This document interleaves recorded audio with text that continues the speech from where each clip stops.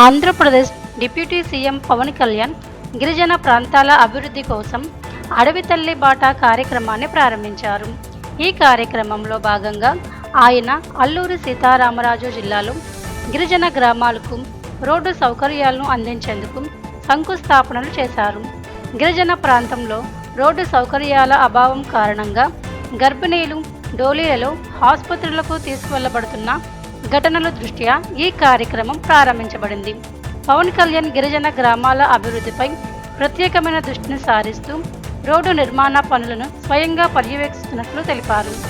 పవన్ కళ్యాణ్ గిరిజన ప్రాంతాల అభివృద్ధికి కట్టుబడి ఉన్నట్లు ప్రకటిస్తూ ప్రతి 2 నెలలకు గిరిజన ప్రాంతాల్లో పర్యటిస్తానని చెప్పారు. ఈ పర్యటనల ద్వారా గిరిజన సమస్యలను తెలుసుకుని పరిష్కారాలపై చర్యలు తీసుకుంటారని ఆయన తెలిపారు.